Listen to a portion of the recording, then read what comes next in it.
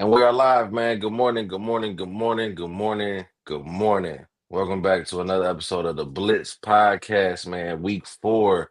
It's actually currently live as we speak because we have the very first Dublin, Ireland game going on right now between the Vikings and the Steelers. Nobody really cares about that game, but it's Hey, on. hold on. Did you pick the Steelers? Did I pick the think I Steelers? did. Yeah. I need to check to did. see who you did. I did pick the Steelers. They up right now. I need to check who I picked. What I didn't do was take Jalen Warren out my lineup against you, so you probably about to win this week. Yes, Lord. Just get. I like wins, dog. I like wins. I like championship Man, belts. listen, man. Once they start getting into these international games, the lineup start getting jacked up because who waking up and then they don't be doing these designations in time enough to let you know. So it's just like it is what it is. But Justin Jefferson got me 17 right now, so he holding it down. He holding it down. What's called DK Metcalf got 28 points. But good morning. Good morning, man. We are back, man. We got 4 squares. It's your boy Chris. Brittany's here. Corey's here. Mel's here. We got a decent little show. Shut up, Yeah, Mel. she made it. She made I it. didn't even see her. She made it. We're gonna ignore the top. Where Britne? Hey, Britne. Keep I going. did not even see her right there, man. Lord have mercy. She got her. She needs some glasses, and she'll be having her full Velma from Scooby Doo on with that bright ass orange. But shout out to Britney, man.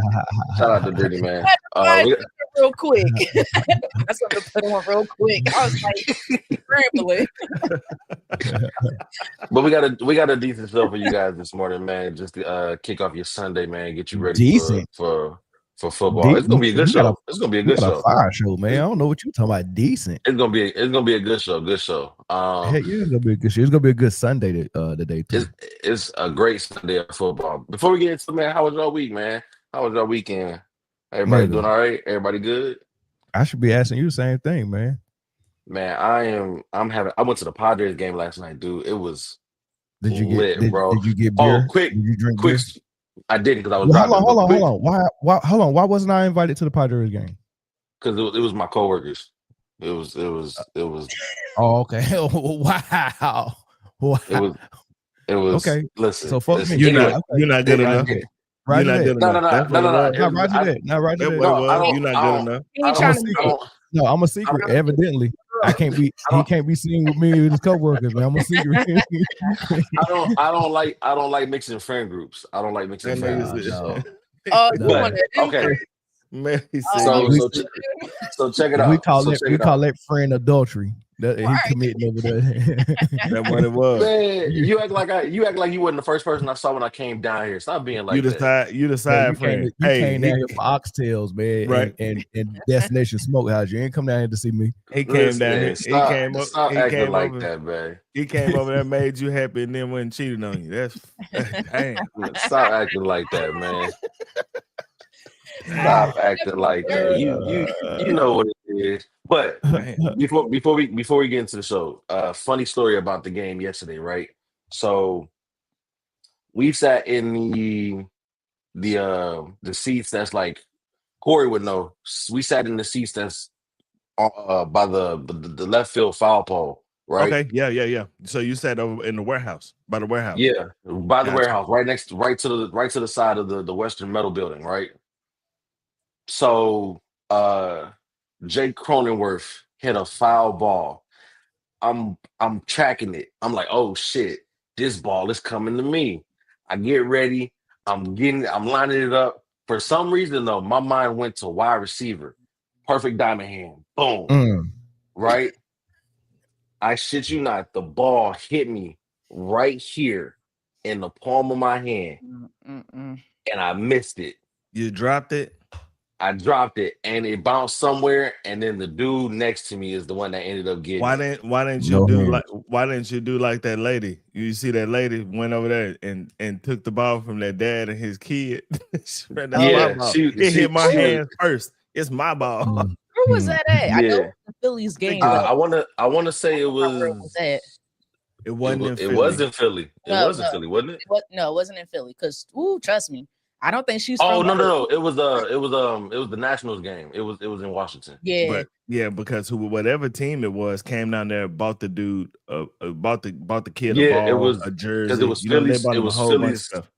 Yeah, it was Phillies fans, but at the Nationals game. Yeah. Yeah. No, So she's not from Philly. I checked because she didn't get a too liking here in Philadelphia. No, How you gonna she's snatch it from a kid? Like, yeah, no. took that ball from a kid. And that kid got to learn somewhere. He did learn. He got everything he wanted. He so did.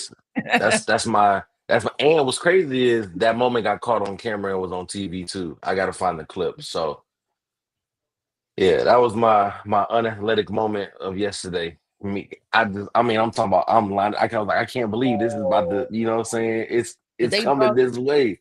Did they dog you out on national on TV? No. The game wasn't nationally televised. It was on the local Padres channel or whatever. But we had one of the guys, one of my other coworkers was at home watching the game, and he said that it was on TV. Because they track the foul balls that go down the line that could possibly be fair. They track those with the camera, and so it showed you on national TV dropping the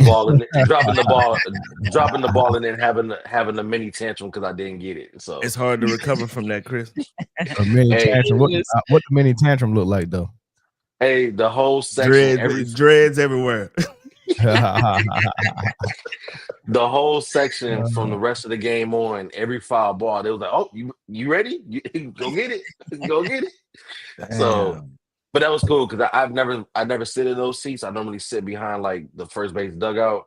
But being in those seats, man, it was cool. It was a lot of action over there, man. So and shout out to the Padres for always putting on the show, man. So yeah, that's what happened last night.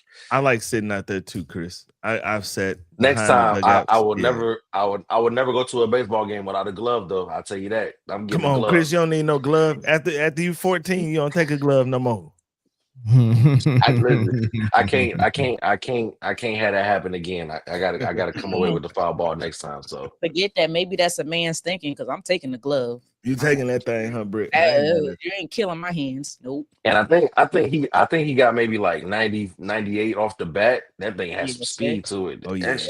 Nope. That shit left a little. I'll take a picture and send it to y'all. That left a little mark on there, a little callus. So I tried to catch it one-handed at the end, and I think that's what ended up messing it up. I don't trust no man that ain't got no callus on his hand. Well, there you go. You can trust me now. He said, "I don't trust a man with no callus." You can't. I mean, how can you? And you know what I mean? And I don't trust no woman with callus on her hand.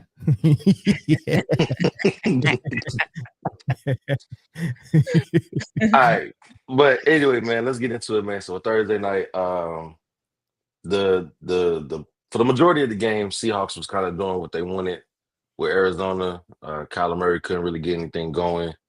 Ended up putting together a little late rally. Almost got in there and was able to pull off some theatrics, but Sam Darnold in Seattle ended up coming away with the win. It's actually a more tight race in the NFC West than I expected it to be this season. Why? Especially with a lot of these division games coming out early. Well, first off, didn't expect San Francisco to be 3-0. Although they're barely beating who they're beating, you got to respect that they're 3-0.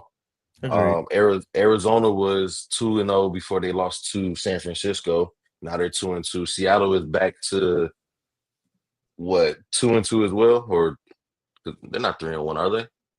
No, 2-2. So 2-2. There's no under 500 team right now. Seattle's 3-1.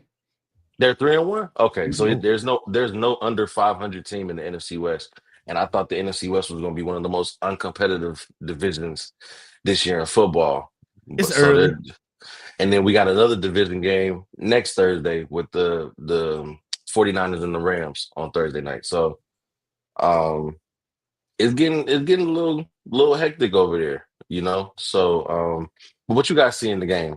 You guys see anything well, first of all, I mean, Sam Darnold looks a little impressive, a little bit. I mean, I seen him, show up that first season he was with Carolina, and what was the first 8 games he was looking like a Pro Bowler. Mm-hmm. That might have been the best football he ever played, and all of a sudden, like the bottom fell out. I don't know what happened. I don't know if he got injured one week and then came back, and all of a sudden it seemed like everybody figured them out, and he couldn't move the ball no more. He just remembered he was Sam Darnold. That's what it was. Yep. them ghosts came back. Yeah, so something happened, so it looked like he's able to kind of get back on track, man. I'm impressed. I think that's the only thing. I'm impressed by Sam. I was disappointed in Marvin Harrison the first half, but he did okay the second half. Kyler Murray is not looking like a leader. While Marvin Harrison was struggling, I never seen like that quarterback receiver interaction where they go over and he's a powder. Yeah, Kyler Murray is a powder. He's a you can tell that he is an only child. He runs around and he pouts and he goes and sits by himself, and that's just him. You know what I mean? Like he doesn't. I don't know. You right. Like the whole leadership thing, just going and speaking confidence into your receiver, because Marvin Harrison was clearly shook, and you could tell when he scored, like a big relief came off of him. He got down on his knees. He was like, "Thank you." You know what I mean? Like you could tell, like a huge weight was lifted off his shoulder, and your quarterback's supposed to take that off your shoulder. Yeah, supposed to. That's what leaders. Yeah, that's do. what I wanted to see. I wanted to see and never seen it, man. So everybody keep asking all week, what's wrong with Micah? What's wrong with Micah? I mean, not Micah, but what's wrong with Marvin Harrison? What's wrong with Marvin Harrison? And I don't know if nothing wrong with. I mean, yeah, he not dominating like we thought he would coming out of Ohio State. He not dominating, but he don't look bad. He don't look like a bust, right? No. I think the only thing that's missing is a connection with his quarterback. Mm-hmm. Peyton Manning had a connection with his dad. Like, I don't think Kyler got it. Has he ever had a connection with anybody? It's just him just throwing shit up. He's a pretty much. It's somebody somewhere down there. Yeah. Could Kyler Murray be the outside of the Super Bowls, right? Could he be the second coming of a Russell Wilson in the locker room? I think I don't even know what Russ is in the locker room. No. And Britne, you just reminded me about what I was talking about before we started. Richard Sherman and Tony Gonzalez was going in on Russ. That's what I was thinking about. See, but yeah, which was absolutely uncalled for. It's crazy how many former teammates, especially from that Seattle Seahawks team, that don't like Russell Wilson. Now that tells you like nobody liked him except Pete Carroll. That tells you everything you need to know. It's true. And even when he got to Denver, how they had to tell him, listen, man, you don't get your own you don't get your own office, your team, your own training. Recliner in front of your locker. Like, yeah. Like, so he went to Seattle and got star treatment, and players didn't like that, and he figured that should go on wherever he goes. And listen, people who have to run through a wall for you will do it if they feel like you'll do the same thing for them. You don't even have to, but if they feel like you will, they will. Yeah. But word that comes out of every locker room that Russ has been a part of up until now is that he's not likable. I mean, that's crazy, man. So I say all that to say that Kyler Murray doesn't have that same effect. He's just not very good. Like, I take that back. He's just very good. Like, I'm not gonna say he's not very good, but we expect elite play out of him. We expect he shows flashes of brilliance, and we'd be like, "Oh, he can do this." No, all the other shit you see is there too. Like, that's his game. He got a little body and a big head. He got small hands, and he doesn't care who catches the ball as long as somebody catches it. Like, jersey, referee, fans, none of that matter. Like, Kyler Murray is at best who he is. Like, now Corey ain't gonna let you. Corey ain't gonna Kyler Murray. Corey ain't gonna let us just go in on Kyler because that's his dude. That's the dude he pick every year in fantasy football because he's from Texas. Corey go say some great things about him, and I can't wait to hear it. No, Corey knows I'm not lying. No, Jay's not lying. Kyler. I pick him. I call him the angry toddler because when he run, that's what he look like. Oh, it was look like a bad man on talking. Thursday. The Them problem scrambles. child. Yeah. Them He like scrambles, problem child, boy. ain't Corey? Man. Yeah, but So let me. Oh, go ahead, Corey. No, I'm waiting on it to. I'm waiting on it to translate on the field. Like you saw him all through high school because he was here, right? Even though he played at OU and A&M, two schools that I absolutely hate, right? I watched them in college, and it was fantastic. I'm just waiting for it to translate to the NFL, and it in 5 years it hasn't. I was gonna say, how long do we have to wait though? Like You're right. like I think what we see at this point is most likely what we're going. I mean, maybe it's coaching staff. I don't know, but how long do we have to wait? How much longer do we got to wait? Well, it's and not his fault. I was just thinking the same thing, Brittany. But then you got to see this quarterback renaissance that we're seeing. Sam Darnold getting into a system and a coach that works for him. Daniel Jones getting into a system and a coach that works for him. So I was gonna ask, like, do you all think it's a Kyler Murray issue, or is it an Arizona Cardinals issue, or is it just the personnel around him issue? Yes, yes. The answer is yes. Yes. Listen, who was the answer is sí, señor. Is this the same guy that we're talking about where they almost put a clause in his contract where he had to do some film study or something like that? Yeah, he had to watch a certain. He had to watch a certain amount. Has that changed? Is that so maturity development, has that type of things changed? If not, we're going to. It don't matter what coach he with. Agreed. And and that's why I said some of it is his problem. Some of it is on him. But that original, I mean, the air raid offense that Kingsbury that he brought, like that whole first regime wasn't NFL like to have a new coach and a new quarterback, both coming from college around the same time. That's never really going to work because neither one of y'all are familiar with how the NFL does things. And again, man, being a college coach where you are the disciplinarian, you are everything in that system as a college coach to be in the NFL. You just, as an NFL coach, you got to manage personalities because your star players are making more money than you. And if they play bad, you lose your job. You get what I'm saying? So it's different. So that didn't work. So now with the coach you got now, it's kind of working, but if I'm not mistaken, he was a defensive minded coach, right? Yes. Yep. Jonathan Gannon. Yeah. So they still haven't really gave him Kyler Murray with a Sean McVay or with a it's 100 guys that Kyler Murray we could see the best of Kyler Murray. It just had to happen. So I wouldn't say throw it away with him. Chris, you alluded to it. Sam Darnold, Baker Mayfield,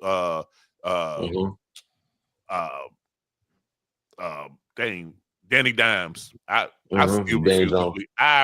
still refuse to believe he's good because I watched him at Duke. I still refuse to believe he's this good.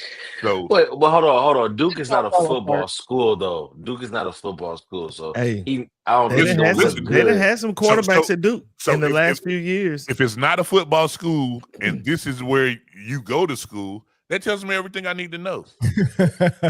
Texas didn't want you. The Mannings you don't go to Duke for football if Texas wants you. The Mannings love him. But he's a Manning camp kid, though. Yeah.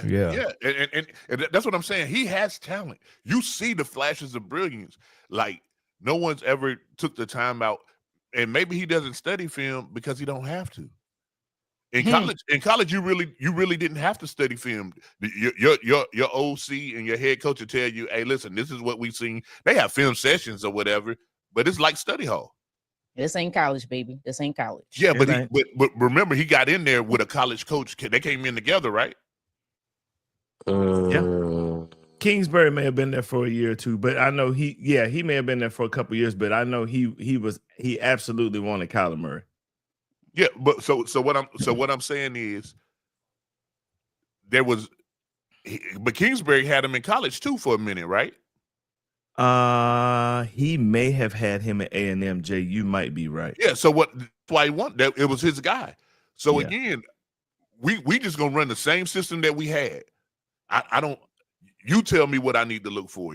I don't have to make audibles at the line. You tell me, look, man, go out there, man. 14's gonna be down there.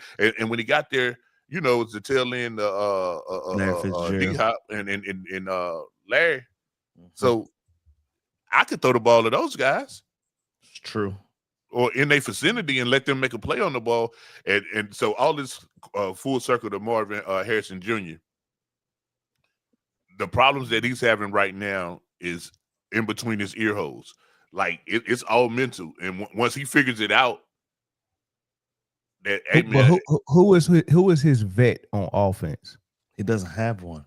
His vet season ended, man. Running back Conner. I was just about to say it'd Conner. probably be James Conner. Yeah, I think that's probably the person outside of Kyler that has the most years. Which is why I say this is organizational, because bring in anybody, Cameron Curry, any wide receiver that's been in the league 10 years, just bring him in there. He'll never have to smell the field, but he tells you how to be a receiver in the league. Bruh, this wouldn't be going down if leadership was better wherever Marvin Harrison was at. If this dude was in Pittsburgh right now with Tomlin and A-Rod, it'd be different. That's what I'm saying. It's organizational, dude. Like, some organizations don't deserve championships, and Arizona's one of them. Some organizations don't deserve championship players either. And Arizona's one of them. I mean, but you know what? They had Kurt Warner and Aquan Bolden, and that was my favorite Arizona squad. Maybe the squad that Jake the Snake was leading. Jake Plummer, like the comebacks that he was leading back in the day was crazy. But yeah, that Kurt Warner squad was just insane. Fitzgerald and Aquan Bolden was insane. He took Arizona to the Super Bowl, guys. Yeah, right, and had a shot of winning. Yeah, and they haven't been nothing since. Like, who they get after that? Josh Rosen. They missed on that. Maybe so. They missed on Josh Rosen. Then they hit on Kyler Murray, but you know they haven't been able to cultivate. No, they missed on Kyler Murray because we won't see what Kyler Murray can do until he has the Angry Bird not on his helmet. When the Angry Bird, when he's playing in another organization, we'll be like, dang, Kyler Murray was here the whole time. Ain't nobody gonna give him a shot except maybe Miami. Oh no, you crazy. I can name 10 franchises right now that would take Kyler Murray. Nah. The New Orleans Saints, the Las Vegas Raiders. Oh yeah. Yes. But that's worth that. But that's a lateral movement for Kyler. It might even be a step backwards. I'm talking about the franchises that got stuff around already, as far as the front office, coaching staff, and supporting cast. Pittsburgh would take him. Pittsburgh would take him. Pittsburgh would take him. I would. Carolina might take him. Nah, I'd rather have Bryce. I would like to see Kyler Murray and the New Orleans Saints with Corey. Help me out with the new head coach. Kellen Moore. Kellen Moore. I would like to see him with Kellen Moore and see what he does with him. They got some receivers in New Orleans. Olave. Exactly. I would like to see that. Ooh, and Kamara's still not he's not terrible at as a running back. He's very serviceable still. Very serviceable still. I think he's only as bad as what's being put around him. Like, you get him in a quarterback that actually is competent enough and can do what he's supposed to do, I think you might see Kamara of old again. Yeah, because Kyler Murray is leaps and bounds better than Spencer Rattler. 100%. Kyler Murray will have to stand on his tippy toes to hand the ball off to Kamara. I mean, I see fumbles. Stand on his tippy toes to hand the ball off is crazy, bro. The first pair of cleats with heels on the back of them. Them cleats with some clogs on the back of them. Now, if you said he was in Baltimore and had to hand the ball off to Derrick Henry, I'd agree with you. But come on, man, Kamara ain't that tall. So they said Kyler Murray is 5'10", so he's probably really 5'9". He might be like 5'8", 5'9". Yeah. Okay. Yeah, that's why he keep his hair long so they can measure from the top of his hair. But on the other side, man, what are you guys seeing from Seattle? Is this just like good scheduling so far, or are they actually, surprisingly putting something together? They play good. They defense, playing good boy. football. Listen, man, we gotta. They got a two-headed monster in the backfield. They do. We got to stop this, guys. Listen. No, Jay, hold on, Jay. Before you get on your soapbox and try to trash them, listen. The defense is nasty. They got a two-headed monster in the backfield with Charbonnet, and that might not even be how you say his name, but I want some wine. No, it's Charbonnet. It's Charbonnet and Kenneth Walker. Yeah. Yep. You said it right. Kenneth Walker. I mean, they're the type of guys to stay healthy as well, and they can run between the tackles. And then Sam Darnold's playing pretty good, and Jackson and Jimbo. I'm saying his name ring as well. Hey, listen, he's the truth. Yes, hey, the man another Dallas Texas project. But here's the problem with them, man. Like, they're winning close games, they're winning good games, man. But listen, they in dog fights with dog shit. You understand me? They are in dog fights with teams that won't be around at the end of the year, bro. Nah, I can't measure them like that, man. I mean, because they could be losing to them dudes. I'd rather win in a dog fight with them. I mean, it's really good teams that get in dog fights with bad teams. You lost to San Francisco. They have the health report that I have right now, and I'm currently on dialysis. How did they lose that game though, Jay? Was it a bunch of turnovers, or did San Francisco actually a really good game-winning drive by San Francisco. What's my boy name? Brock Purdy. Brock Purdy. Yeah. Brock it was in a dog fight with dog shit. They but Jay, they're not beating themselves. They're not turning the ball over. They're not giving up a bunch of points, a bunch of yards. You know, listen to what I'm saying. Pittsburgh. We don't even know what Pittsburgh is right now. But at the time, 21-6 right now. That's what they are. Dude, and listen, in one of my fantasy leagues, I made the brilliant decision to sit DK Metcalf, and he's going off. I want to break everything that I own because he never said DK. He gonna at least get in the end zone once. No, but prior to this, so the toss-up was between DK and JK. And JK been hooping. He been balling. JK who? Dobbins. The running back? Yes. Yeah, they are my flex. It's my flex. Yes. JK been balling though. I wouldn't start J.K. Dobbins if he was my only running back. Shout out to Kid Gravity and Beyond, man. What's up, big dog? Ain't no way. But what I'm saying is Pittsburgh, at the time that Pittsburgh played, they was two Rodgers real bad interceptions and a guy that don't know the rules of kickoff away from losing that game. Then they just beat Arizona, who everybody just said, hey, what's the problem in Arizona? And the answer is yes. What is the problem? But how are they playing though? How do they look? How are they playing? No, that's what I'm saying. So you alluded to it, and then they blew out the Saints, who exactly they haven't really played anybody. So I believe they look good against bad teams. So I want to see what they look like against good teams. That's all I'm saying. All I'm saying is let's just wait before we say Seattle could be a playoff contender. They can do this. But right now, they're beating the teams they're supposed to beat. Let's just wait. That's fair. That's very fair. I just wanted to say that they was in dog fights against dog shit. This language that Kid Gravity is typing in is unique to a certain part of the YouTube street, y'all.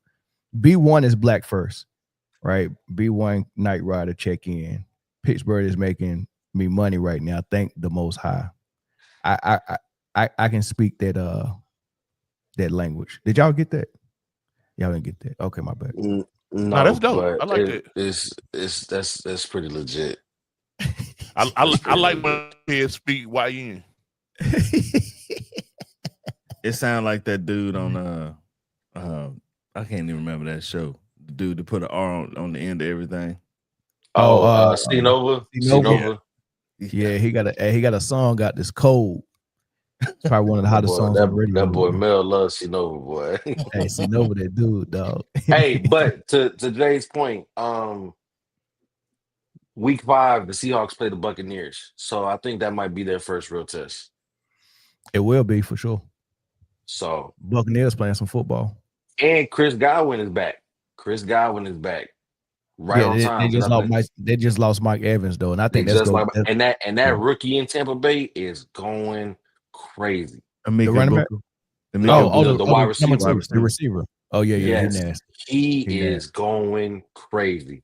So remember, Chris, he was the man at Ohio State before the young dude showed up. Yeah, for sure. He was. Yeah, but he was him, and Baker is getting them involved early. He had 2 touchdowns in his opening game, and he's keeping them involved. And he was key in that comeback win against the Falcons. Mm-hmm. He was very key on that last drive too. So they brewing something nice over there with that receiving core, and I think that'll be Seattle's first test to see how they stack up in the NFC. But that was a perfect segue actually. Speaking of Tampa Bay, getting into some of these week 4 games today, man. The battle of the 3-0s out there in Tampa, man. Philly and Tampa going at it, man. Mayfield and Jalen Hurts, man. I think it might actually be a pretty good game, honestly. Without Mike Evans, I don't know. Britne, what you think? I'm back and forth. I'm back and forth. Tampa seems to be the Eagles' kryptonite. And I do have to be mindful that the last couple of years, last year he was missing AJ, Devontae Smith. I think Lane Johnson wasn't there. 2 years ago, he was missing AJ, and was it Lane Johnson not there as well? So he was missing some of your horses. But Todd Bowles and that daggone defense, it's like they get what Jalen wants to do and what this offense wants to do. Especially, we always play them early when the Eagles are still trying to figure out their identity and which way and how they want to play. On paper, you would probably think without Mike Evans, I think Baker is questionable. Most likely he is playing, of course, but he's hurt and whatnot. You would think on paper the Eagles probably take this, but the way the Eagles have still been trying to figure out what they want to do on offense is interesting. It's interesting to me. Oh, geez. It's just like, I want to say the Eagles might not win this one. But did you pick the Eagles, though? Damn. I did pick the Eagles because they have A.J. Brown back. And if they play how they're supposed to play, like they did in the second half of that Rams game, and not the first 2.5 quarters with that offense, and I agree with Drew Brees, the offense just looks boring, then I can't see how, you could lose this one. But the Tampa Bay is the Eagles' kryptonite. I'm gonna be completely honest with you. This is the kryptonite. Looking at the season stats so far for the 2 quarterbacks, it's a lot of good football being played. And a lot of quarterbacks across the league, honestly. It's not that many interceptions in the league so far. A lot of these quarterbacks have some good ratios. Baker got to throw it to your wideouts in order to get potential interceptions. This is true, but I think it can also be taken in as the sign of taking care of the ball, and you can see the two different sides of this coin. Jalen Hurts is picking his spots. Baker Mayfield is a gunslinger, and they're both taking care of the ball very well to start the season. So I think the defense will take a back seat. I think this actually might be a shootout. I think Tampa is gonna kind of start running it up, and Philly's gonna have to take the top off to keep up. I think Jalen Hurts finally unlocks the rest of that offense, and you gotta it's gonna be a back and forth shootout. I think the defense is. I sat the Philadelphia defense this week. I was like, I can't do it. Listen, all 3 of those aren't created the same way. Tampa Bay played week 1. It was Atlanta who just got boat raced by the Carolina Panthers. And then they played the 0-2 Texans. I mean, the 0-3 Texans now, who can't get out their own way. And then they had a barn burner with the Jets, who haven't won a game since probably before Christmas. These are facts. Man, the Eagles are gonna win this game by 2 touchdowns.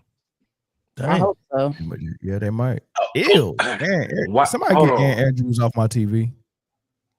Oh, she like a Focus and I know up, she got focus up, makeup focus on. up, Why she look focus like a up, bird focus like up, that? focus up, She always focus have up, look focus like up. she always have look like a falcon. But they in Yeah, Scotland or something like that, man. Everybody's supposed to look like that over there. I almost Focus jumped out up, my skin focus, when I seen that lady on that screen, man. If they don't go on somewhere with that. focus Sheesh, up, that was focus horrible. up, focus. Jay, I'm with you, and I hope that you are right.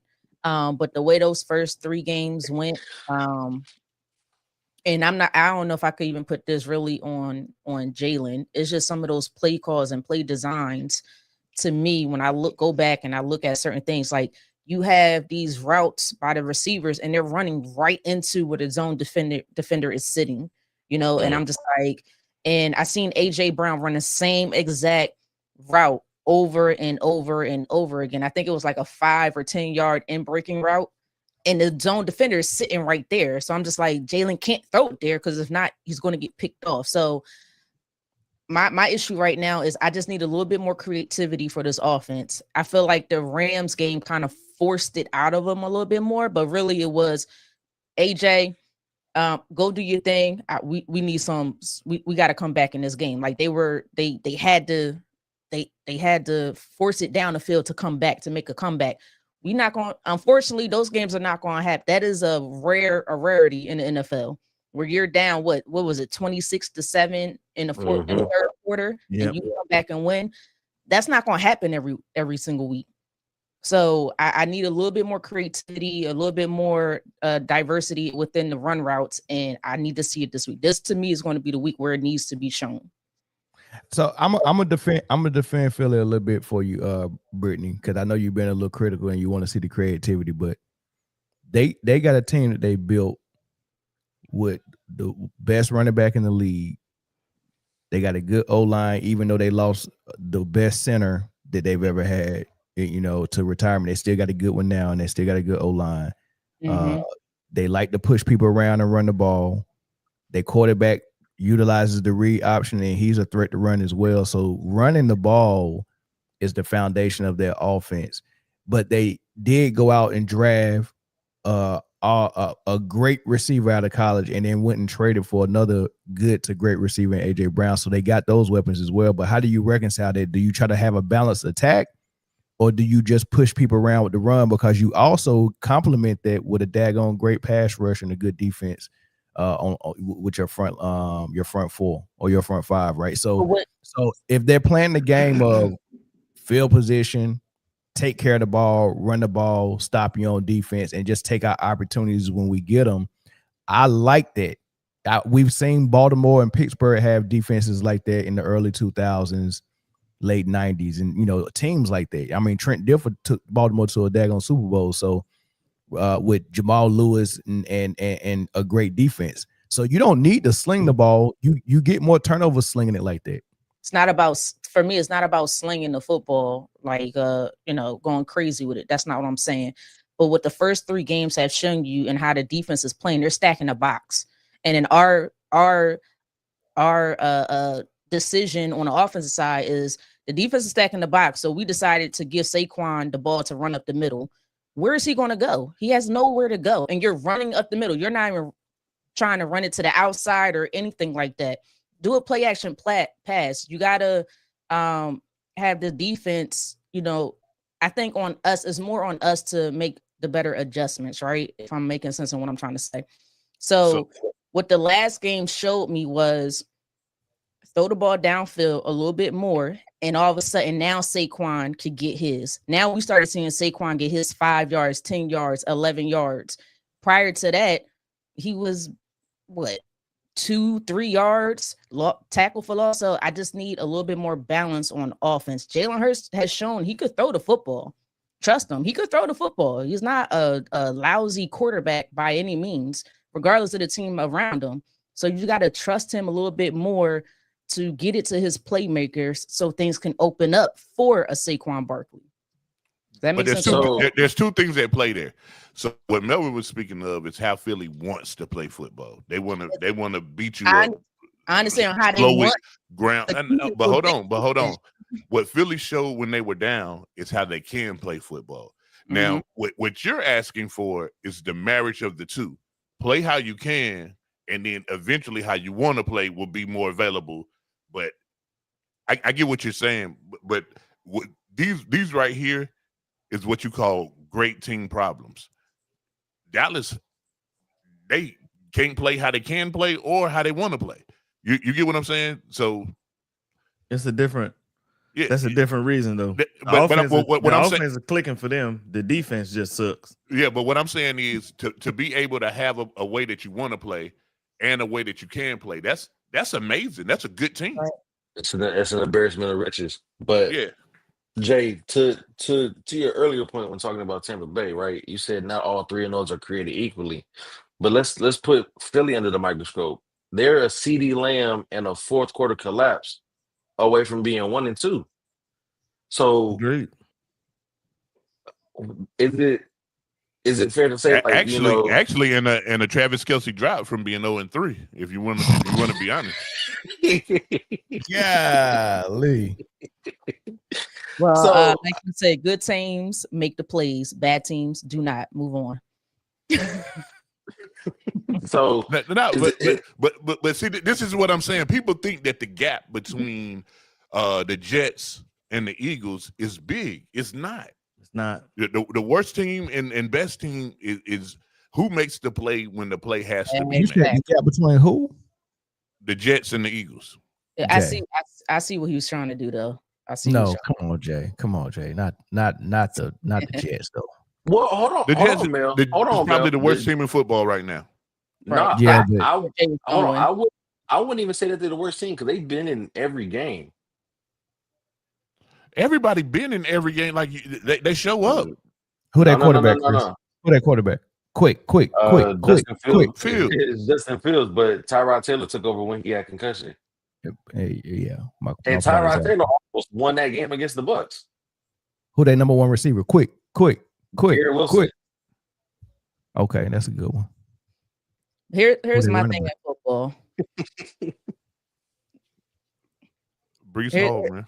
Right. Here's my thing in football. First of all, almost don't count. It's either you do it or very you don't. true. Okay, very true. This is not Brandy almost.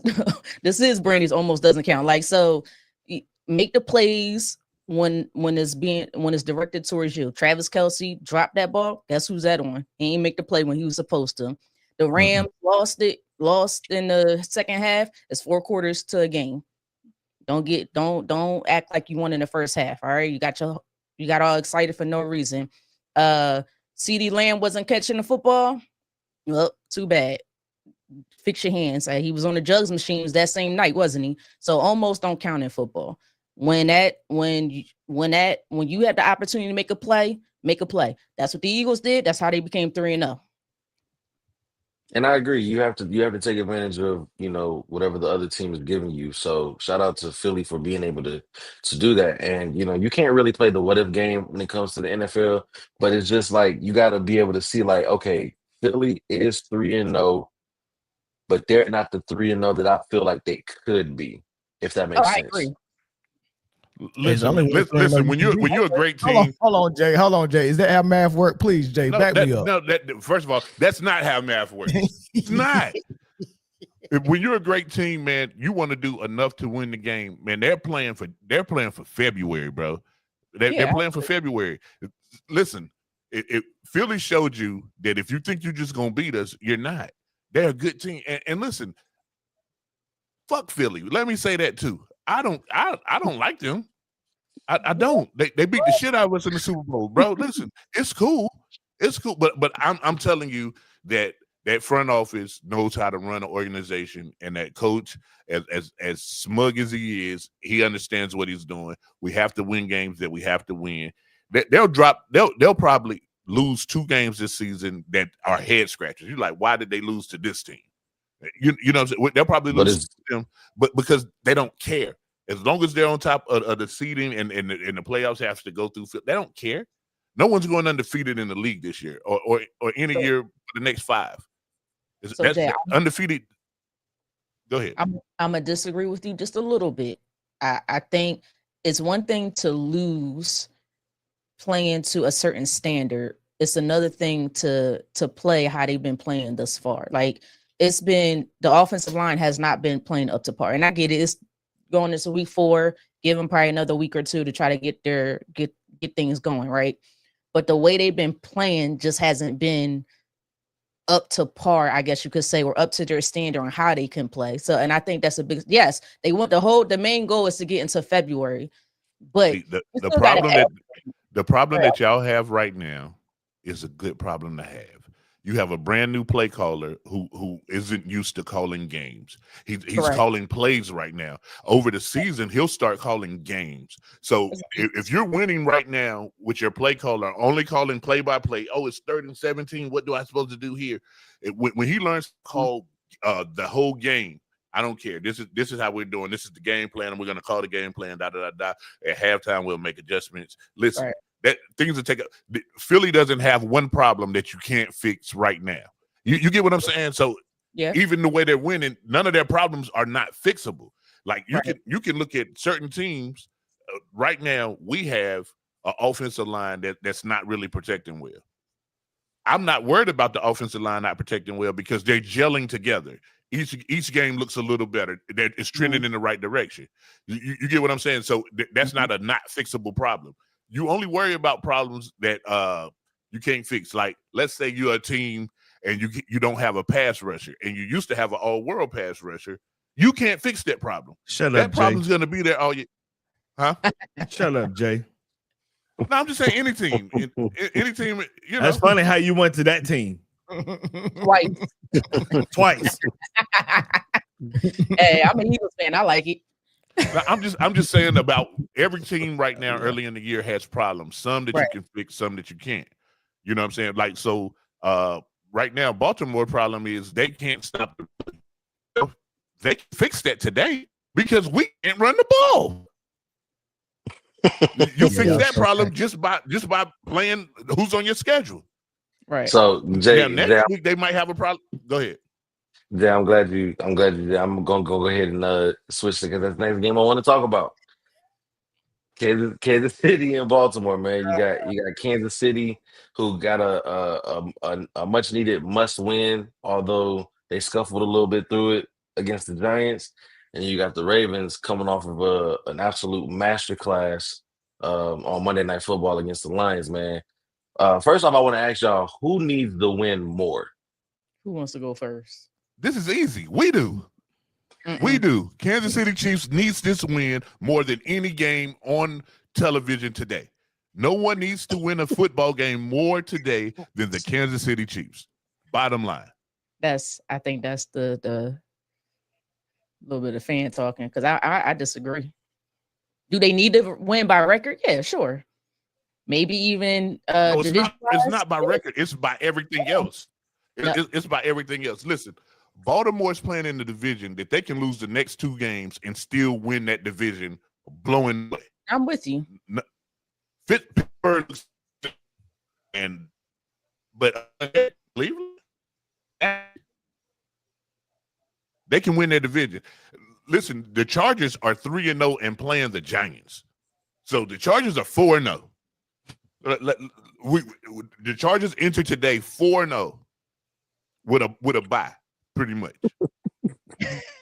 We've already lost to the Chargers, and we're 1-2. We have to win this game. Listen, if we don't win this game right here, do I think we'll still make the playoffs? Yes. Will we win the division? Probably not.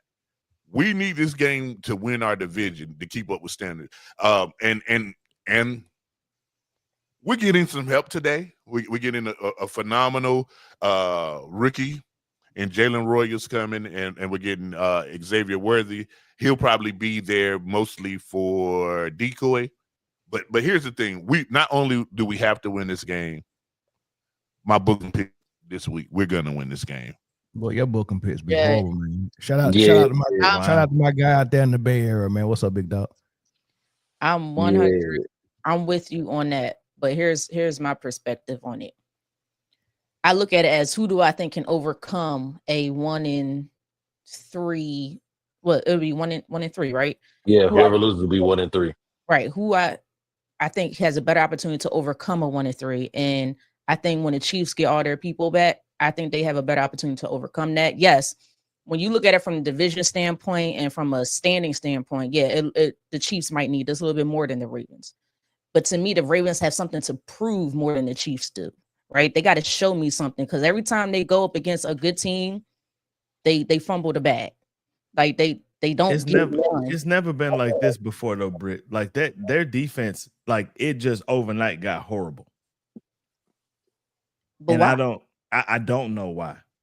I don't know why. It's the same people. Coach supposed to be more of a defensive minded coach? Supposed to be. But how many years do we have to go through this with the Ravens though? But it's always been the offense that holds them back, never the defense. Defense is what keeps them in games. But this defense that they're playing right now is terrible. Couldn't stop water. I'm with you with that, Corey. But it feels like every time they go up against a certain type of team, the Bills, the Lions, the Chiefs, it's like they can't get it done, or they can't get it over the hump. So if you blowing out the lesser tier teams, but when it comes to the top tier teams, you don't do what you're supposed to do. How am I supposed to look at you every single year? Is playoffs just our goal at this point? Like you go to the playoffs every year. To me, you're sounding like the Sixers in the NBA. We go to the playoffs, we're good. No, now it's time. You got to get to that next level now. But this is how you show me. This is how you show me. And you go against a hurt team. The way that defense is playing right now, they ain't going nowhere. Well, then that's on. Then maybe we got to talk about a hardball conversation now. Ooh. Maybe it's a hardball conversation that we got to get to now. Something's got to give. It can't happen the same thing over and over and over. You haven't been to a championship. She ain't wrong. Yeah. She's not wrong. Sometimes, and he could go to another team right now and change that team around, but maybe his voice has grown stale in Baltimore.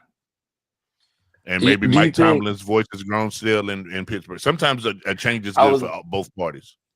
I was about to ask, do you think that some of these coaches, I think the both coaches you just named, Harbaugh and Tomlin, are the longest tenured coaches with one team currently. Do you think that these coaches, these organizations feel like it's a loyalty clause? You've done so much. Each coach has gotten them at least one ring. So you've done so much, and you've got this stellar playoff record. We make the playoff almost. Well, Chris, you got to correct your statement. Not at least one ring. It's exactly one.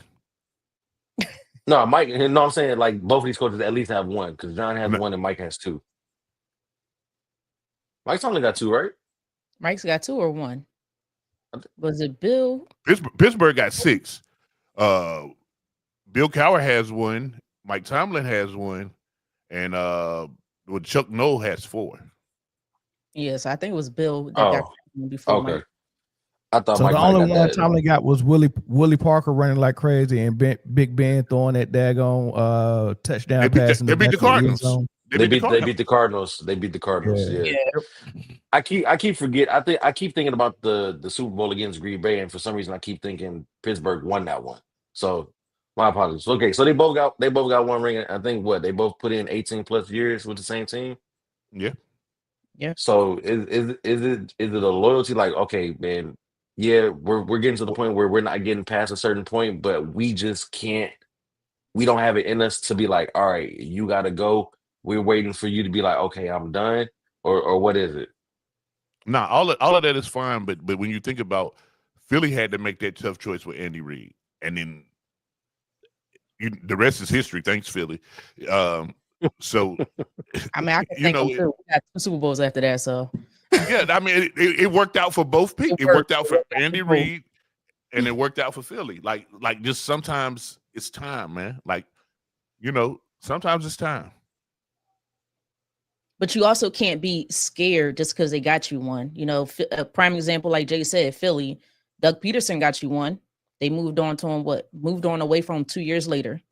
2 years later. 2 years later, after he won you a Super Bowl. So you can't be scared. Cowboys got rid of Jimmy Johnson right after they won the Super Bowl. Right. And so we saying 18 years, or how many? I don't know how many years it's been since Harbaugh won his Super Bowl in Put it like this: Joe Flacco didn't have gray hair. Joe Flacco didn't have gray hair when it happened. So 2012. So 13 years of, this might sound crazy, of mediocrity. I was thinking the same word, Britne. I was thinking mediocrity, because once you have a standard and then you don't get back to that standard, you're now, mediocre to your standards. You get what I'm saying? So like you haven't been back to a championship game. You haven't been back to a Super Bowl.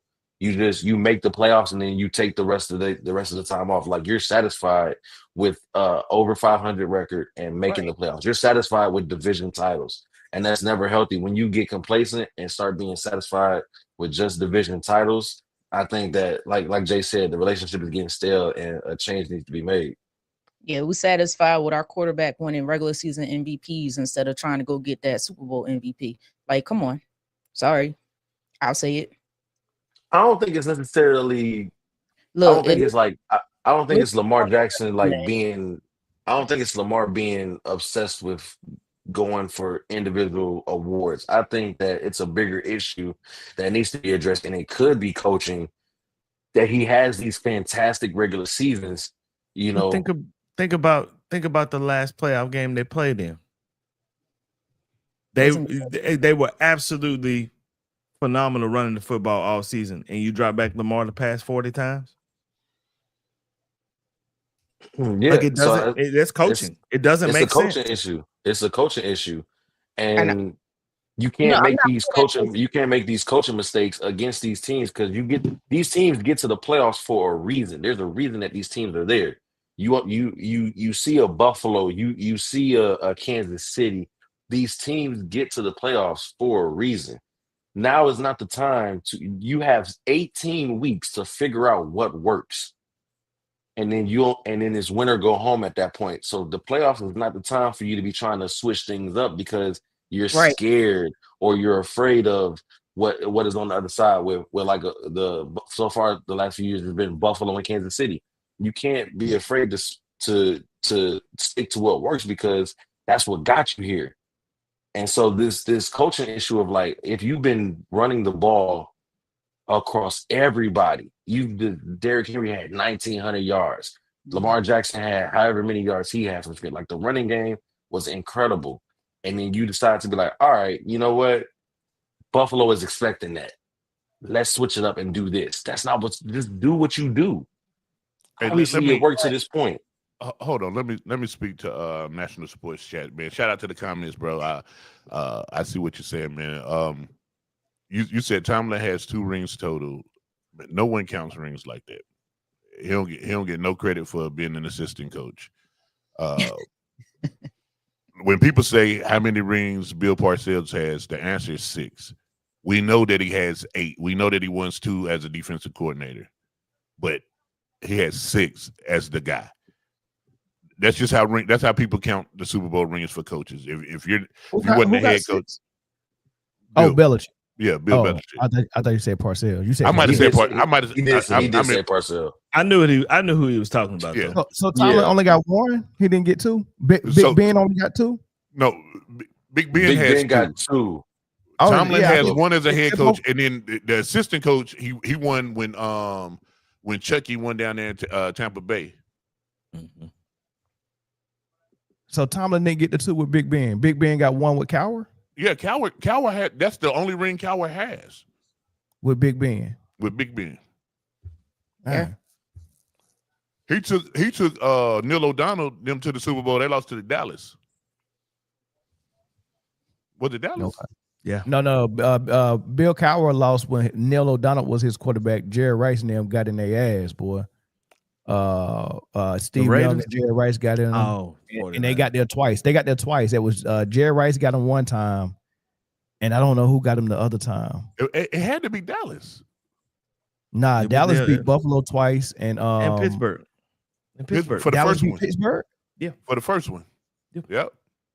Dallas beat Pittsburgh. Yes.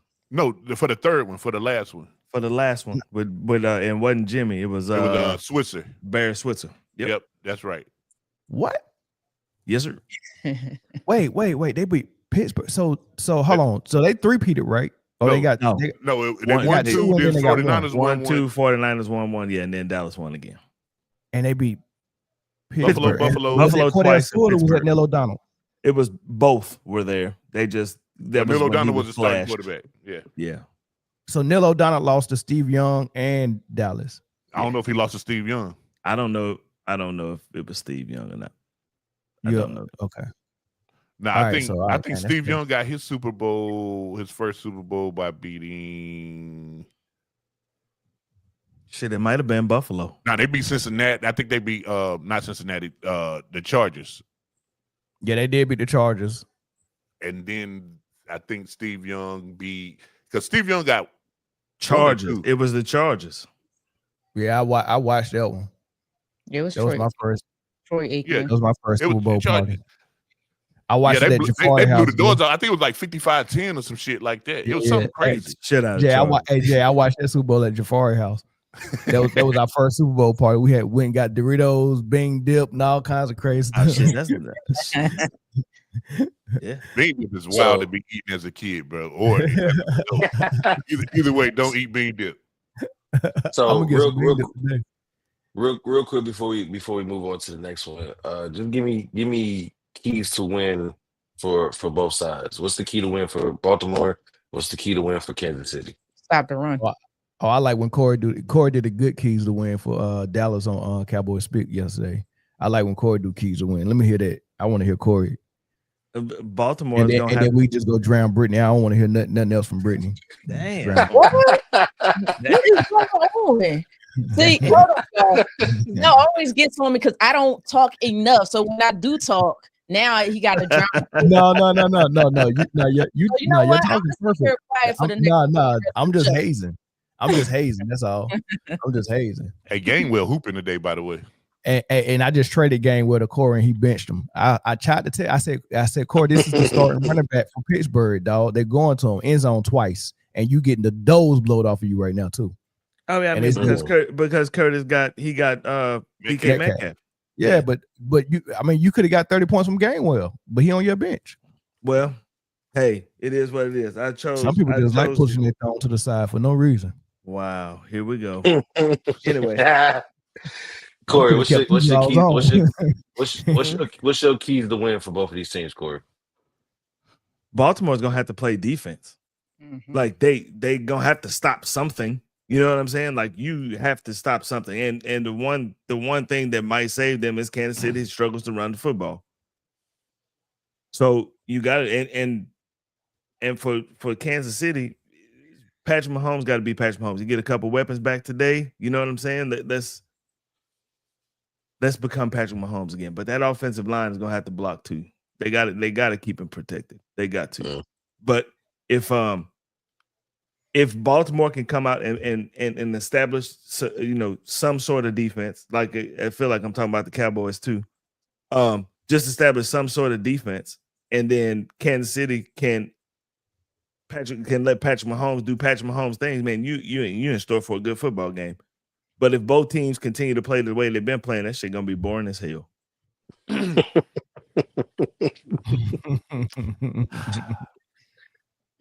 Jay, what you got? Let me hear your keys, Jay. Well, first of all, little interesting fact. Do you know who the last 100-yard rusher that Kansas City Chiefs allowed? Probably Derrick Henry. The answer is Lamar Jackson. Week 1 of last year, Lamar Jackson got 100 yards rushing. No one has rushed 100 yards on Kansas City except for that game in the last 29 games. So stop the run. Stop the run. Continue to stop the run. You'll be fine. Make Baltimore be air happy, because anything can happen when the ball's in the air. So make Baltimore be air happy. That's part of Kansas City's keys to victory. The other part is very opposite of what Corey said. Let Patrick Mahomes be your quarterback. I don't need to see my quarterback having to play hero ball to get something going. Listen, keep 15 clean and stop the run. You can win that game. Baltimore, this is how you win the game. Let Lamar be Lamar. Okay, you want him to be a pocket quarterback. Sure, he's showing you that he can be a pocket quarterback. Listen, stop that. That shit's not winning games. Let Lamar be Lamar. It's not the fact that their offense is playing bad, Jay. It's their defense. Let Lamar be Lamar. Let him throw the football. Let him run. But if your defense can't stop a damn nosebleed, then hey, you're gonna lose football games. It is what it is. In a shootout, I would choose Lamar over anybody except for one guy. The unfortunate part, I would choose a gun in the shootout, but the unfortunate part is the guy that I would choose happens to be on the other side. I think we're going to try to put the ball down the field. Tyquan Thornton is amazing. He looks really good. He's getting his timing with Pat, and Pat's getting Xavier Worthy back. And all preseason, just Jalen Royals' kid has showed up in a way. All three of these guys are sub 4.3 speed. Understand what I just said? I gave you three guys who runs faster than 4.3. Throw that pill, Pat. Throw that motherfucker everywhere. First and 10, throw it. Listen, I think it's over. He gotta have a little bit of time to throw it down the field. Also, Coach Andy, Big Red, we're friends. Baby, take that number 10 jersey off of Pacheco. Sit his ass down. Kareem Hunt. He should be your running back. Pacheco, take that same number 10 and go to Miami and bring Cheetah back. It's cool. We can do that. That's fine. But listen, Kareem Hunt should be your first running back. Trying to split. Both of these guys are rhythm backs. So trying to split between both of them. Wow. Welcome back from suspension. I just seen it too. They just gave up a big play. Yeah, welcome back from suspension. Trying to split touches between two guys that need the ball to get rhythm to get going isn't working. So you have to choose one between the two. And one of those guys is a 7th round pick, and the other guy is Kareem Hunt. So, and I'm a Pacheco guy. I'm just saying it's not working right now. Yeah. Ain't nothing working in KC if you want to be real about it, man. I think it's over. I think Kelsey's done. I think everything that gave Pat a safety net, whether it was Kelsey or Tyreek Hill or whoever it was, Kareem Hunt coming out the backfield was a safety net for a couple of years. Like, he just don't have that no more. He's yet to make that connection with none of these new guys they brought in. You just get that cash out. From who? Nobody, because no one's paying you to think, bro. Listen, it's not over. It's not over, man. Wow. Nah, it's over, man. You can't you can't catch lightning in the bottle twice, man. Once it fizzes out, it fizzes out, man. I don't think they recover from this. I don't, man. They just gonna be slightly above average for probably the rest of the time here in the league, man. He peaked early, man. He was the Fonz in high school, the cool kid in high school. I don't think Fonz got nothing on the college campuses. I be laughing at people who forget that there was a whole decade in between Tom Brady's Super Bowl wins. Yeah, that's different though, man. That wasn't lightning in the bottle. That was just good daggone football. What we have ain't lightning in the bottle. We have an all-world quarterback who's broke every record. Y'all had Tyreek Hill, somebody that nobody could guard because of his speed. You had a quarterback who had a freaking arm, who played razzle-dazzle. You had a genius coach, and then you had a tight end that was a mismatch, whoever was on him while he was in his prime. That tight end is not in his prime. Tyreek Hill is not coming through that building no time soon. And Pat is a shell of himself. A shell of himself? Yeah. This man had 669 yards, 3 touchdowns, no interceptions. That interception ain't on him. Sounds like the ghost of Matt Stafford to me. That interception ain't on him. And whilst his number 1 and number 2 receiver is sitting in street clothes. Shell of himself. Stop racing. Dude, number 1, number 2 receiver he's not had since Tyreek left. And comparing Tom Brady and since Tyreek left, all he's done is went to 3 straight Super Bowls. I've seen Tom Brady. How many, Chris? Switch it up so many times, man. How many straight Super Bowls? What's the goal? What's Tom the goal, Brady Chris? has. Listen, hold on. Let me finish this, Jay. The goal is to make it to 4, right, Jay? Well, here's my thing, and you compare them to Tom Brady. Here's the difference between New England and Belichick and Tom Brady. When they switched it up, they didn't look this bad. They still could do what they do, and they did it so many different ways. Hold on, I'm gonna tell you. When Tom first got there, he was a manager. The defense was stout, right? The play calling was really good, and Tom Brady just took his shots and whatever. And then if the game was close, he was able to do something late and drive them up the field for field goals. All right. When they started getting rid of that secondary they had, when they had daggone Rodney Harrison, and when they had Ty Law and Lawyer Malloy and all these dudes started retiring and getting traded, that team started looking different. And then we seen them bring in running backs on that last leg like Corey Dillon or Antoine Smith. And the run game was very important. Then we seen him use receivers like Deion Branch or whoever the heck that was. Then we seen him come in with 2 tight end sets with Hernandez and Gronk. Then we seen him come in with Moss. I've seen him do it in so many different ways. Pat Mahomes seemed like he can only do it when he had that prime tight end that was unstoppable and that prime receiver that was the fastest on the field. Well, here's your fallacy. That receiver's been gone. He's won 2 Super Bowls without that receiver. Yeah, but we know in both of those Super Bowls, Jay, this dude got questionable calls to extend plays and series and drives in the playoffs in 3 straight playoff games for him to make it there. And we know they was playing like shit before Taylor Swift got back in there and brought millions of fans where the NFL felt like they needed the help and cheat for the Chiefs.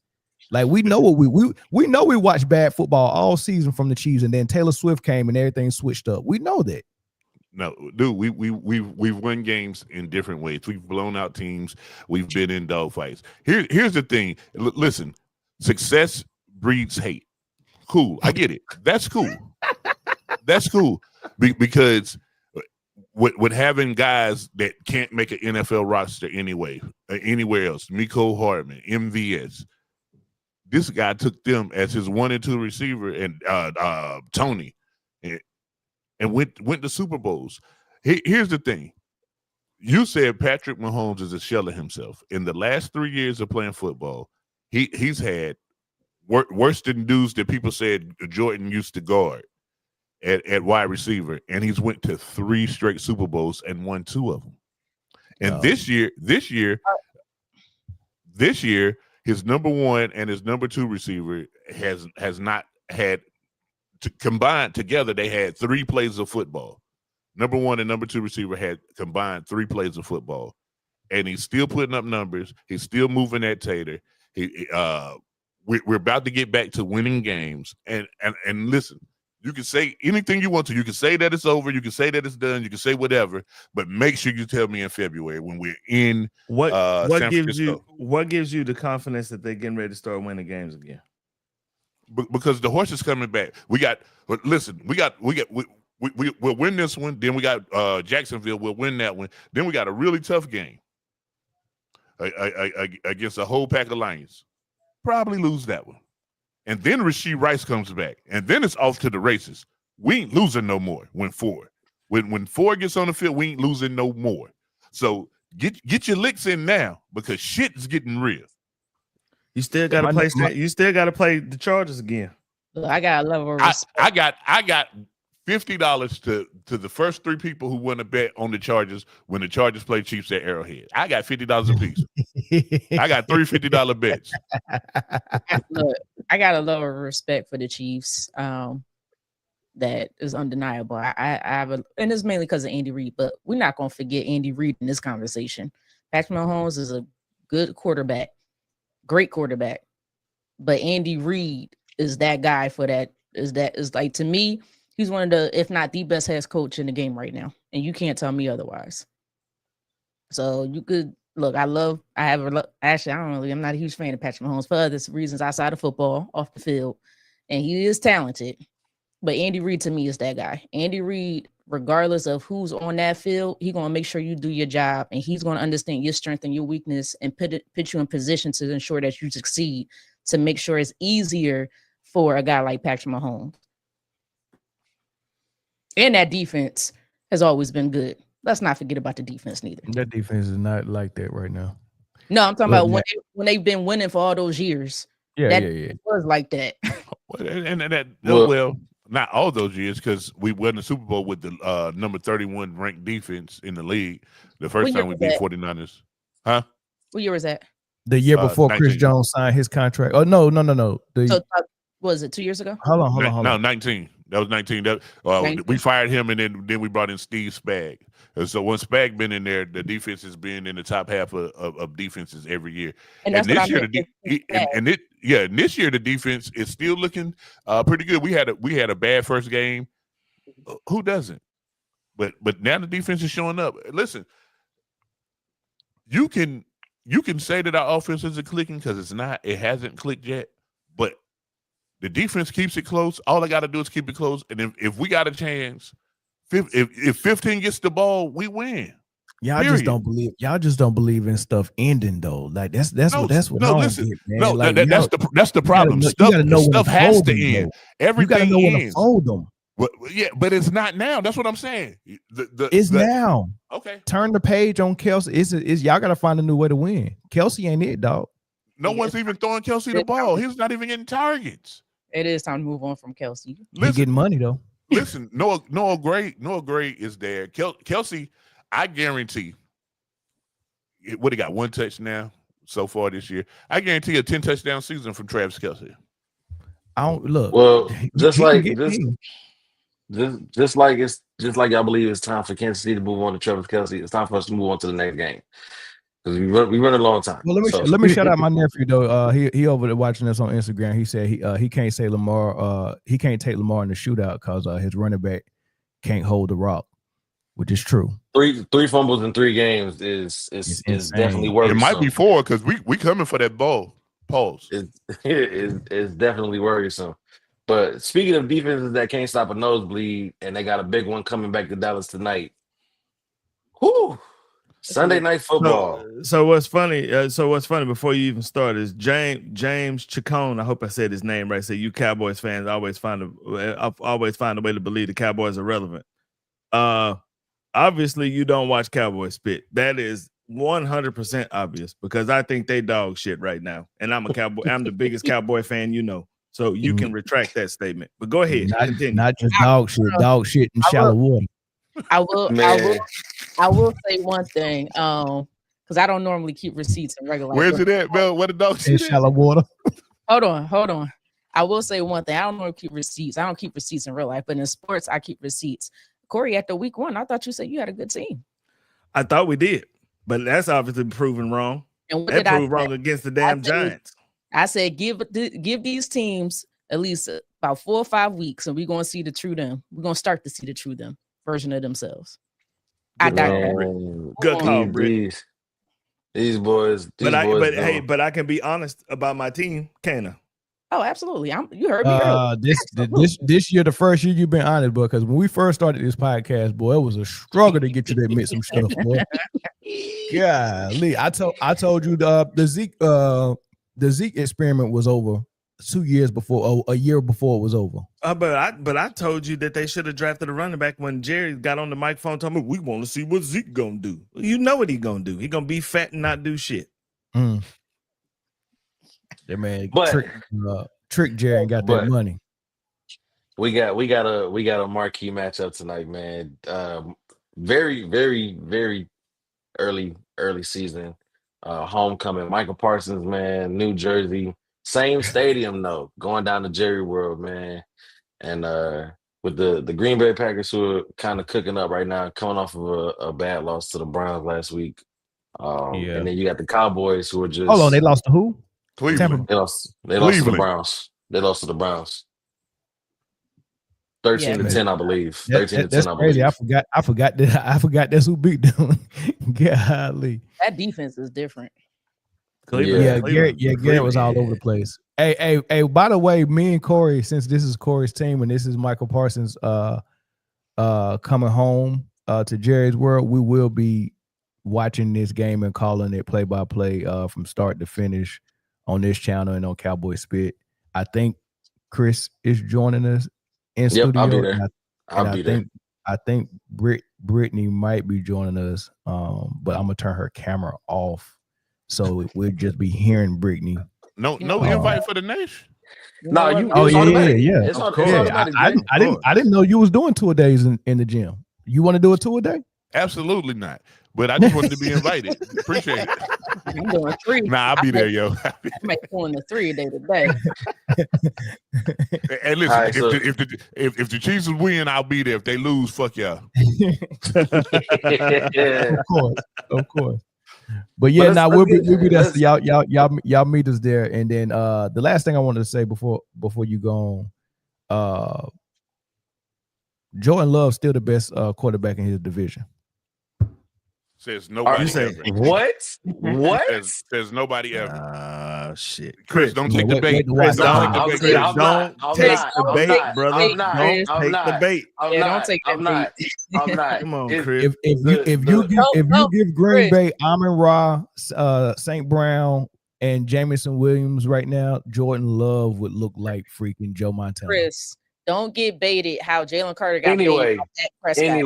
Right. Anyway, moving forward, Corey, I want to hear from you last because it's your team. But what do you guys looking to see tonight? You think Dallas has it in them to stifle the homecoming, or you think Micah and Green Bay is just going to do whatever they want to do tonight? No, Carson Wentz is shit. I can't stand him. Boy, he threw that pick sweet. Well, that was but I ain't seen a sweeter pick before. Y'all ahead of me right now. What is wrong with y'all? I ain't seen a sweeter pick since I had a fro. God dang, y'all ahead of me. That was a long time ago. You gotta get up. You gotta get that YouTube TV, Britt. Oh, you watching on cable? You gotta get that YouTube TV. No, I'm not on cable. What you watching on? Can y'all focus up? We got 20 minutes till kickoff. Don't say you pirating right now because Trump listening. You don't do that on Trump's internet. You're so stupid. Listen, can't we got 20 minutes. Can y'all focus up? I ain't missing no red zone today. Hey, go ahead. Since they don't want to go, I'll go. The Cowboys don't stand a chance tonight. Sheesh. I think they'll try though. I think they'll. They try. They're not going to put up no fight. You don't think the motion have them energized at least the first half? No, because 3/4 of the fans in the crowd gonna be Green Bay fans, strictly because of Micah Parsons. But because of Micah Parsons. You know they're not gonna let that boy get no sack though, right? And you know he gonna be pressing. If Dallas is smart, they gotta know that Micah Parsons want to get to the quarterback really bad, and they got to use it against him and do some draw plays and let him just overplay coming off the edge.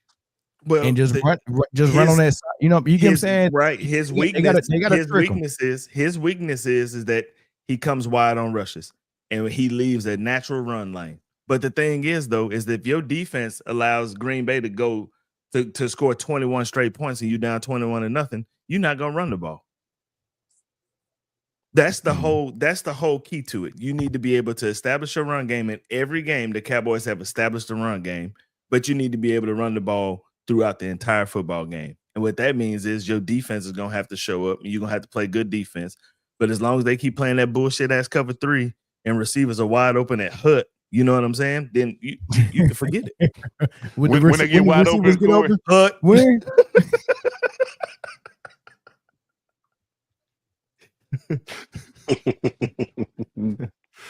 that's a receiver's dream. That's a receiver's dream. As soon as quarterback say Hut, you open, wide open. Golly, man. So, yeah, I mean, Transformer from the format said Rashad Gary about to eat. because they go double Micah. Yeah. I but mean, Micah still want that sack though. He might not get it to the fourth quarter, but he, you know what I mean. Dak ain't got no red jersey no more. It's time. He going for it. Yeah, he definitely going for it. They better run that ball. I think Micah, he the type of guy. He's remember everything that happened with him and Jerry Jones. So it's in his head right now. He like, I'm gonna go get after it.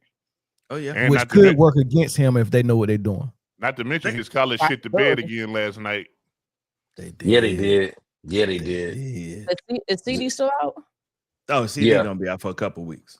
But but you got Tyler Booker, your right guard. He's out too, and your center's out.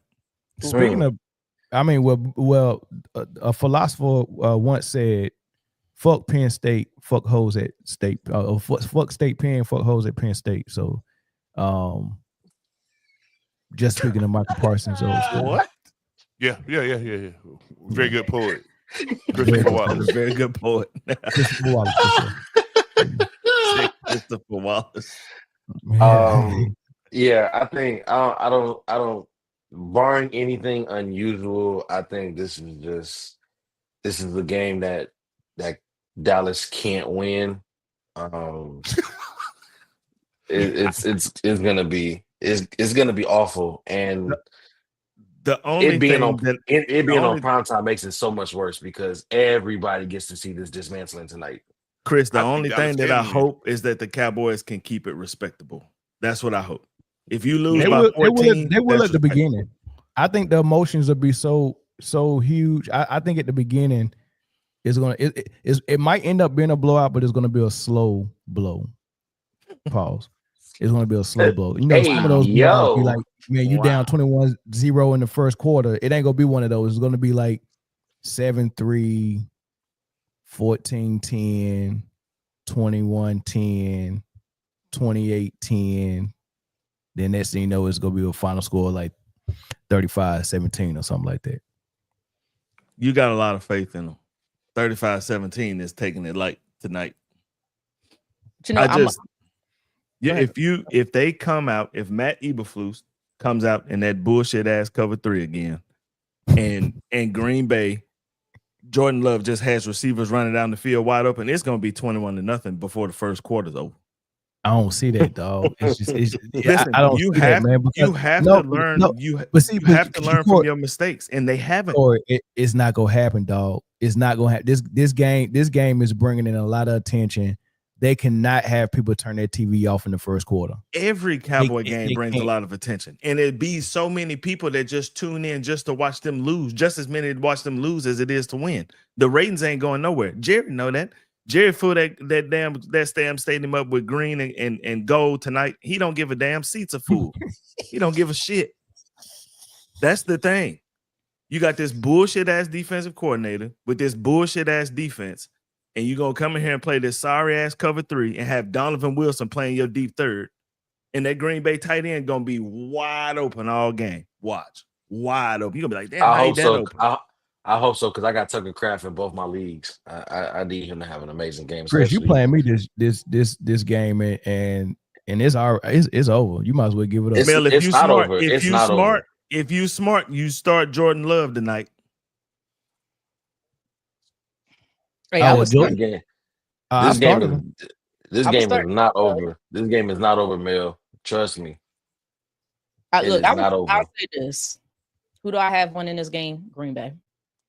I got Green Bay as well. Just to reel it back in just a little bit. Although I do think Green Bay will win, I do want to see Jordan Love continue his development and not do what he did. I think was it the last game? That was not. And some this is a great bounce back. I'm trying to help you out, Corey. And some decision making that he tends to fall into. So I do think it's going to lean on Jordan Love a little bit just to make the right decisions. But you got Josh Jacobs to help you out. So, did you see how Caleb Williams looked last week? He looked all right. Ben Johnson rubbing off on him. Mm-hmm. Oh, no, the Dallas Cowboys. I hope the Dallas Cowboys gave him damn what do you call it, the route tree practice. That's what he gave him. It was right down the field, wide ass opened up. That shit was Hey, why we talking about greatness, man? Shout out to Billy Blanks, man, with the Christian rap album he just dropped called Faith in Motion, man. Y'all go check out Billy Blanks' album. No. The Tybo dude? The Tybo dude? Tybo? Yeah. Oh. Okay. Anyway, anyway, we running a little long time, so we're gonna have to push our NFL best defense talk to next week. Okay. Cool. But let's what's Mel's favorite word when it comes to this pick'em league? Separation. No longer separation. Ooh, look at man. That look like some separation to me. That look like some separation to me. Look like you got 3 games on me. Yeah. Who you picked tonight? You picked Pittsburgh in this first game? I did pick Pittsburgh. Okay, well, hey. Yeah. So as you can see, man, those are the standings right now after week 3 plus a Thursday nighter. Your boy is holding it down in first place. Britne kind of sneaking through there. A couple of games behind me in second. I messed up. And then I messed up on that Lions Ravens game last week. Hey, y'all better start watching the injury reports. No. Let me tell you, I'm gonna be straight up because I know we don't have a lot of time, Chris. I went with the Ravens only because I knew they needed it more. I said, you need this game. And they fumbled the bag again. Yep, literally. Here's the thing. I spent all last year at the top, man. You did not. First off, you was not going to get that lie off on Sunday. You was not going to get that lie off on a Sunday. You did not spend all last year on top. Here we go with the Chris Jones whining. Go ahead, Jay. The lowest I dropped was second place last year, guys. But you did not spend all year at the top. That's the top of the leaderboard. The top of the leaderboard is 1.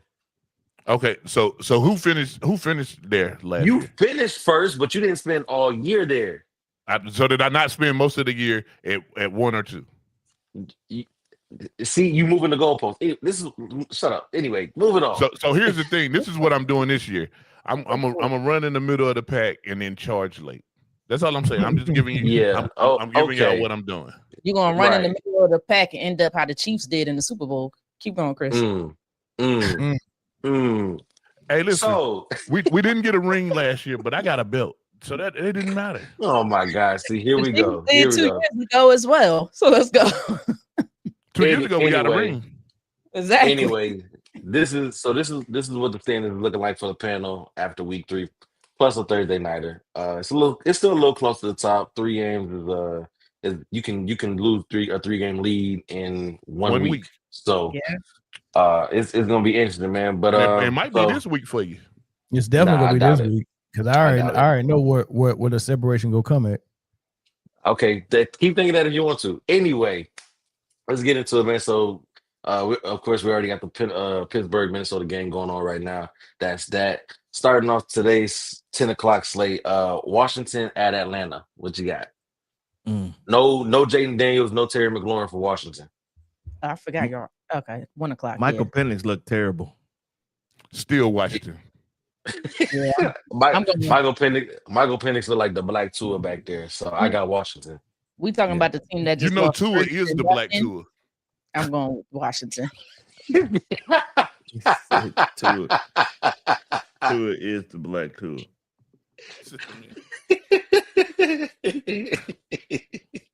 Wow. Anyway, Mel, who you got? Hold on, which game we on? I was distracted by this compliment from D hashtag frequency. Thanks for the compliment. We did do good on that GOAT criteria. Which team again? Which game? Commanders Falcons. Commanders Falcons Commanders. Okay. It don't matter who's at home. It don't. Saints Bills. Not the Saints. Really? Listen, here's my key. Here's my key other than the Saints. Here's my keys to victory. When you see Saints, click the other box. It doesn't matter who's there. Just take the S off of the word, and that's your answer. Yeah, they back to the paper bag ain'ts, man. In the words of the famous poets, Destiny's Child, Bills, Bills, Bills. those are famous poets. Yeah. Next game, Chris. Let's go. There's Browns at Detroit. Detroit Browns. Oh, We'll lose. Detroit. I got Detroit. Yeah, I'm going Detroit. Yeah. Move on. That's unanimous. Move on. Panthers at Patriots. Ooh, I'm gonna go with the Patriots. The Butt Bowl. Sheesh. Hey, this season it's a lot of butt bowls every week, man. We getting some crazy butt bowls. I think I'm chose gonna go the Panthers. I'm gonna go with the more mature team in New England. You know, at least I can trust them to show them play football. Shout out to Carolina though for having some momentum, hanging a 30 piece with a goose egg on the Falcons though. So they might have some momentum coming from that. But I got the Patriots as well. Chargers versus Giants. If anybody picked the Giants, you're sick. Yeah, I picked the Panthers too. By the way, I went and looked. Good, Jay. Good. I like it. Separation. Nah, hey, Panthers actually might win that one, but I got the Patriots. But Chargers at New York Giants. Jackson Dart getting the start. That's the storyline there. Jackson Dart getting the start. Chargers. Yeah, he might be his first. I was gonna say it might be his first and last start this season. Yeah, man. I look for Jameis Winston to come get some dubs some quality playing time. Quality dubs. I'm taking the Giants in a surprise. What's the bet? I'm not picking the Giants, but I'll take them. What's the bet on Malik odds of Malik Neighbors crying? Oh, he gonna cry. Yeah. Oh, he should be crying now. He should be. And they take it up his ankles. He should go ahead and start crying. Get it out the way. I think a helmet or a tablet will be thrown on that sideline today. For sure. I'm looking for Brian Dable to not to have a job on Tuesday. Me too. Me too. Damn. Very fair. Very fair. Very fair. Eagles at Buccaneers. That's a tough one right there. It is. I got the Bucks. I'm taking the Bucks on that one. Good job. Back to the pack. Come on, back to the pack, Chris. Yes, Lord. Good. Okay. I got the Eagles, but it's definitely a spades possible there. I don't know. I picked Britne, you know how to play spades? Yeah. She play online. If y'all believe that, y'all believe in the truth. I don't play y'all believe that, y'all believe in the truth. I ain't never played spades online in my life. Oh man. All right. Titans at Texans. Another butt bowl. Jeez. Texans. I actually got the Titans. I got the Titans on this one. Come on back to the pack, Chris. Houston can't stop shit. Houston can't stop a motherfucking thing. And Tennessee has a phenomenal defense. I'm not saying they do. You got to score more points than the other team. This might be a Cam Moore game. Nico Collins. We'll see. We'll see. Texans need to win bad, but we'll see. Indianapolis Colts at LA Rams. As long as the Rams don't crap the bed like they did in the second half of last week, Rams. I think Colts get it. You know what, man? You know what? I see a lot of separation. I see me expanding my lead further. I see me expanding my lead further because y'all just don't see the vision. I got Indiana Jones. I got Indiana Jones and the Colts in this one. Hey, it can go either way. I love it. I see you dropping. You about to come back there with me? I see you dropping. I see you dropping like the Warriors did 3-1. Y'all gonna see. All right, next one. Jacksonville at San Francisco. That's gonna be a good game, surprisingly. It is. Is Brock Purdy? I'm taking the Niners. Brock Purdy is back, I believe, and so is Ricky Pearsall. Is George Kittle's out? For some odd reason, I believe Jacksonville is going to win. Hey, you know what, Corey? I picked Jacksonville. I'm torn on this one. I love it. I might change it. I might change mine though, because I don't know. That's a bad one to call, honestly. Yeah, that's tough. It's tough. That's a tough one. Because the Niners have been they haven't really been head and heels over the competition, so they could play down and lose to Jacksonville. Jacksonville is actually a good team this year, but I think this will be a big CMC game. All right. Baltimore at Kansas City. I got Baltimore. I think they need this one. I think they man, need go ahead and put him in the trash can, man. I got Kansas City, man. Baltimore, just go get in the trash can. I don't pick people that play horrible football, man. Y'all just fumbling the ball like that, like it's crazy, like it's going out of style, man. Put him in the trash can, man. I don't pick teams like that. Putting Baltimore in the trash? Put him in the trash can. Hey. Put it. He gone. What Juvie said? He gone. He gone. He gone. Hey, that whole song pretty fire, yo. Nah, it is. It is cold. Yeah, Jay, we already know who you picking. 17 weeks. No matter who's on the other end, I'm taking the Arrowhead. y'all taking Kansas City, Britne and Corey? Y'all taking Baltimore? I took Baltimore. I took Baltimore. I think they need it more. Mel, okay. It look like we tied at the leaderboard after 3 weeks, after week 4. Hey, you already know it's smart man. I ain't gonna lie to you. You might get this because I don't trust them. I'm choosing them, but I don't trust them. It's a lot of shit games this week that could go either way. Honestly, it's gonna be a mess. All right, Bears at Raiders. I took the Raiders. I'm taking a nap actually, but I also take the Bears. I took the Bears. I took the Bears as well. Yeah, me too. All right, Sunday night, Packers at Cowboys. I think that's unanimous. Listen, if I won't be surprised if tomorrow if the Cowboys win. I would actually not be surprised at all, but I am definitely taking Green Bay. You say you wouldn't be surprised if the Cowboys win? No. I'm throwing a party if they win. You should. I'm that comfortable. I'm going to sleep tonight right after the game. Ain't gonna be no party. With the Cowboys, I did decided to not take them. I took the Packers. All right, and then we got a Monday night doubleheader. Let's do this real quick. Jets at Dolphins, Bengals at Broncos. I got the Jets and the Broncos. I got to know why they got 2 games on Monday and both of them ass. Right. Mm-hmm. I took the Jets and the Broncos. Yeah. I took the Dolphins and the Broncos. Yeah, give me Miami and I don't trust Tua. The team in Denver. I'm never saying them. He said the team in Denver. I don't trust the Jets after not remembering Cam Newton was a quarterback. I don't trust Yeah, that CTE is sitting there real nice. Who didn't remember Cam was a QB? Tua.